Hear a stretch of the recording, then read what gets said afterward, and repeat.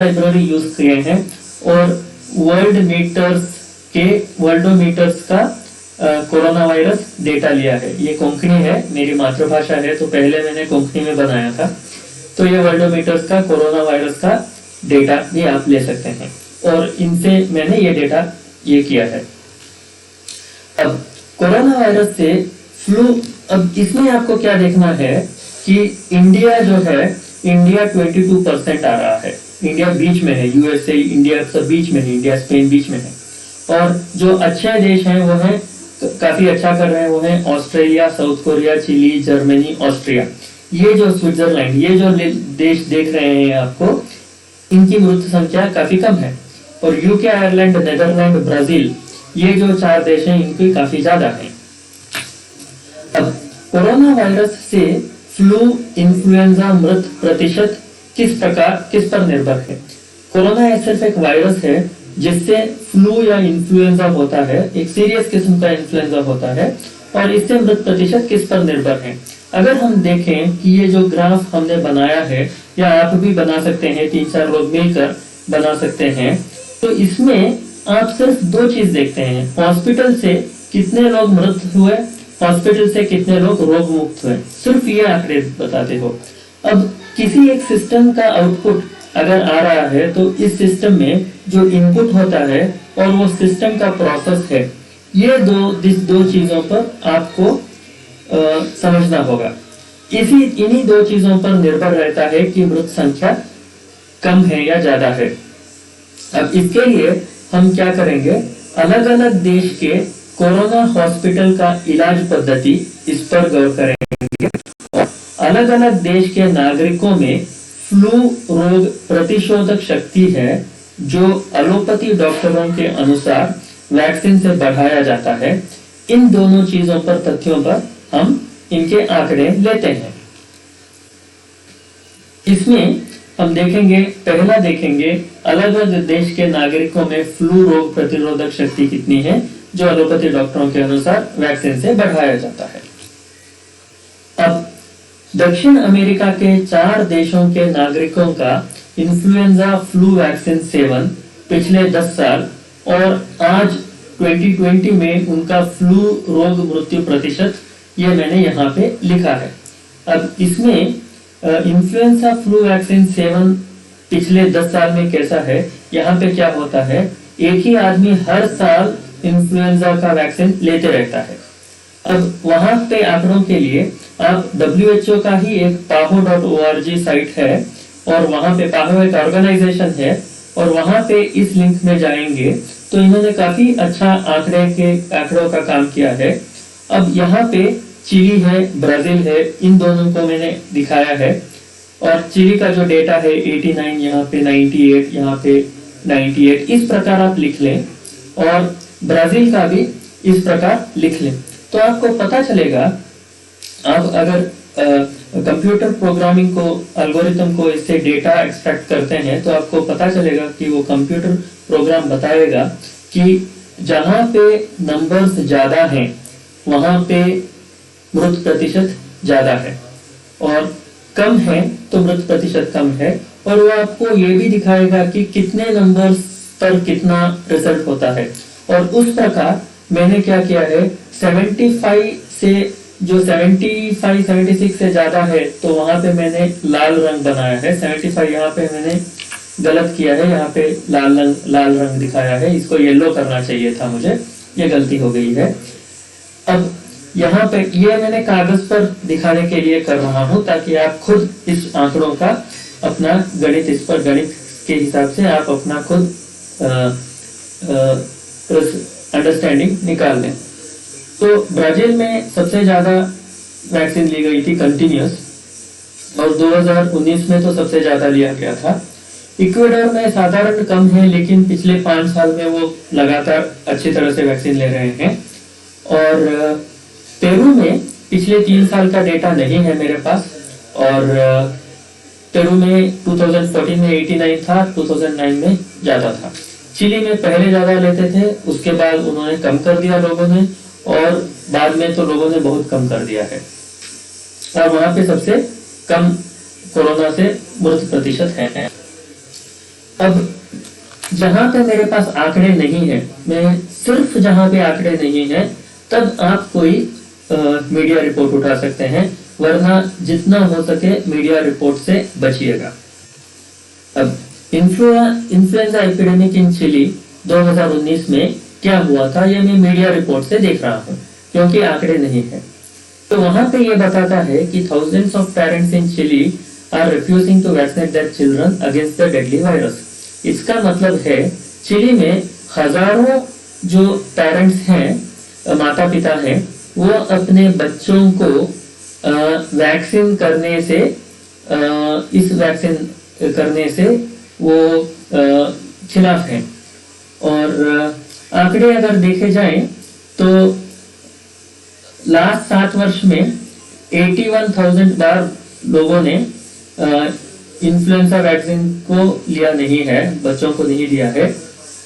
इसका कारण है उनका रिलीजियस बिलीफ। और वो क्या होता है, वहाँ के जो पेरेंट्स हैं वो वैक्सीन में विश्वास नहीं करते, और खासकर जो वैक्सीन देते हैं, हेल्थ प्रोवाइडर्स वैक्सीन के पीछे हैं, उन पर विश्वास नहीं करते। एक तो वैक्सीन पर नहीं करते, और ज्यादातर और खासकर जो वैक्सीन देने में जो काम करते हैं हेल्थ प्रोवाइडर्स, उन पर भी विश्वास नहीं करते। अब यूरोप के 10 देशों के नागरिकों का इन्फ्लुएंजा फ्लू वैक्सीन सेवन, और आज जो फ्लू रोग मृत्यु प्रतिशत ये है आज का, ये आंकड़े पहले जो गिना था वहां पे ऐड किया है, और जो डेटा है वो यहाँ पे लिखा है। अब इसमें आप देखेंगे कि स्विट्जरलैंड और ऑस्ट्रेलिया का मैंने कम लिखा है, और यहाँ पे ज्यादा लिखा है। ये जो ज्यादा लिखा है ये मीडिया रिपोर्ट के अनुसार है, और ये स्विट्जरलैंड और ऑस्ट्रेलिया का जो कम है वो मैं मीडिया रिपोर्ट नहीं, ये WHO का रिपोर्ट और काफी सारे जो रिसर्च हैं उसके आधार पर मैंने ये कम लिखा है। अब यूरोप का फ्लू वैक्सीन का डेटा कहाँ पे है, एक तो यूरोस्टैट बोल के वहाँ का एक ऑर्गेनाइजेशन है जो डेटा लेती है, और दूसरा है वहाँ का WHO और अन्य लोगों का जो रिपोर्ट बीच बीच में लाते हैं, वहाँ पे है। तो यहाँ पे आप अगर लेफ्ट में देखेंगे तो यूके सबसे ज्यादा है, कंटिन्यूस 15 तो 2016 में, 17 में, 18 में, तो इन्होंने काफी अच्छा, सबसे ज्यादा यूके ने लिया था। यूके में स्कॉटलैंड है, आयरलैंड है, इंग्लैंड है, सब जगह पे ज्यादा ले रहे हैं। और उसके बाद नेदरलैंड्स ने ज्यादा लिया है, और यूके का वेल्स में भी ज्यादा लिया है, आयरलैंड ने ज्यादा लिया है। और यहाँ पे अगर आप देखेंगे तो जर्मनी कम है, और जर्मनी का जो आंकड़े है वो वहां पे जो लोगों का जो बताया है इस प्रकार है, तो इस आंकड़े में मैं ज्यादा विश्वास नहीं करता। और दूसरा अगर आप देखेंगे तो इसमें यूरोप के देशों में स्विट्जरलैंड और ऑस्ट्रिया नहीं दिखता आपको। अब स्विट्जरलैंड और ऑस्ट्रिया क्यों नहीं दिखता, क्योंकि ये यूरोप का मैप है, और इस मैप में स्विट्जरलैंड ये है और ऑस्ट्रिया ये है। अब यहाँ पे लिखा है member states recommending seasonal influenza vaccine for older age groups, ये 2017-18 का इन्फ्लुएंजा सीजन है। तो अगर आप यहाँ पे देखेंगे तो जनवरी 2018 में ये रिपोर्ट लिया गया था, 3 अगस्त, मैप प्रोड्यूस्ड ऑन 3 अगस्त, और सर्वे लिया था जनवरी 2018। तो ये तो कोरोना से पहले ली गई थी। तो यहाँ पे देखेंगे कि स्विट्जरलैंड और ऑस्ट्रिया ये अपने नागरिकों को इन्फ्लुएंजा वैक्सीन लेने में निर्देशित नहीं करती। दूसरे ऑस्ट्रिया में अगर आप देखेंगे कि ये जो रिपोर्ट है पब्लिक हेल्थ 2019 में बनाई गई थी, ये centre for public health institute of social medicine Vienna Austria का ही यूनिवर्सिटी है, और ऑस्ट्रिया में जो वैक्सीन मैन्युफैक्चरर्स हैं इन दोनों ने मिलके, यहाँ के जो लोग हैं, इन्होंने ये रिपोर्ट बनाया था। इसमें बताया जा रहा है कि current vaccination rate of general population of about 6% is one of the lowest world wide. ये बता रहे हैं सिर्फ ये इन्फ्लुएंजा का, हाँ एक तो इन्फ्लुएंजा का वैक्सीन है, लेकिन यहाँ पर बताया गया है कि ये जो देश हैं सबसे कम वैक्सीन लेते हैं। ये इन्फ्लुएंजा का वैक्सीन हो सकता है या अन्य वैक्सीन हो सकता है, लेकिन यहाँ पर हम एज्यूम करते हैं कि ये इन्फ्लुएंजा का वैक्सीन के बारे में ही बता रहे हैं।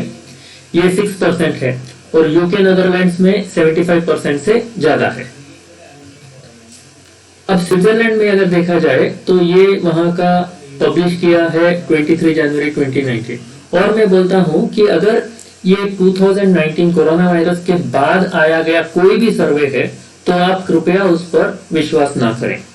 कोरोना वायरस से आने के पहले जो रिपोर्ट है, अगर ये कोई भी आंकड़े हो या कोई भी सबसे बड़ी कॉलेज या ये बना रहे हैं तो उस पर आपको बहुत देख के सोच समझकर आपको उसका डेटा लेना है।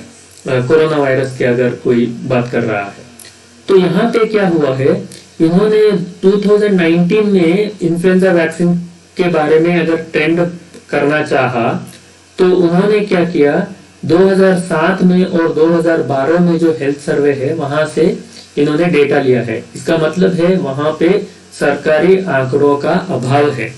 और वो किसको अभाव है, खुद वहां के यूनिवर्सिटी को।